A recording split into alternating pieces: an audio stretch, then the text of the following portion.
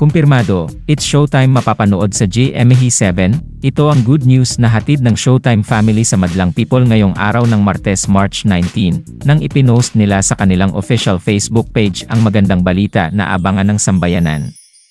Tuloy na raw talaga ang pag-ere ng programa sa main channel ng Kapuso Network na siyang papalit sa dating oras ng namaalam na tahanang pinakamasaya. Plansado na raw ang pagpapalabas ng Kapamilya Noontime Show sa GMA7 at anumang oras ay maglalabas na ng official announcement ang GMA tungkol dito. Sa latest YouTube vlog ng talent manager na si Ogie Diaz na Showbiz Update, nabanggit nga ang balitang nakapagdesisyon na ang mga bossing ng GMA na ipalabas ang It's Showtime sa iniwang oras ng tahanang pinakamasaya. Ang Showtime na ang hahalili sa tahanang pinakamasaya, and according to our source from GMA7 camp, antayin na lamang daw natin this week ang gaganaping MediaCon ng mga bossing ng GMA at ABS-CBN, kasama na riyan ang hosts ng Showtime, para formal na i-announce ang pagtuntong ng programa bilang bagong noontime show ng GMA7 kapalit ng tahanang pinakamasaya, ang pahayag ni Ogie Diaz.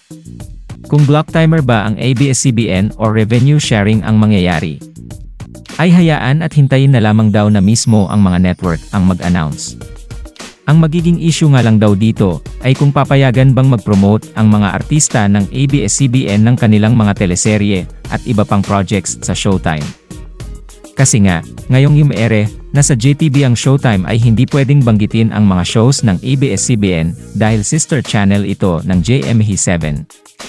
Kasi nga, nasa JTV sila, behave sila sa pagbanggit ng title ng show, kaya mga padaplis lang, mga pailalim lang yung pagbanggit ng It's Showtime hosts kapag may nagpo-promote.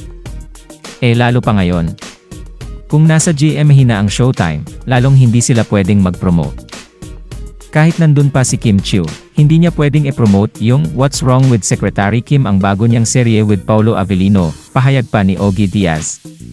Samantala, sari-sari naman ang naging opinyon ng mga netizens. May nagsasabing parang hindi sila approve na ang Showtime ang ipalit sa tahanang pinakamasaya.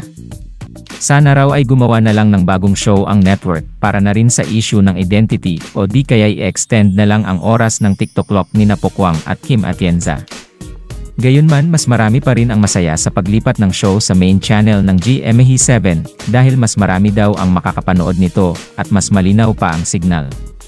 At mas lalo pa raw titindi ngayon ang kompetisyon sa pagitan ng Showtime at Eat Bulaga ng TV5.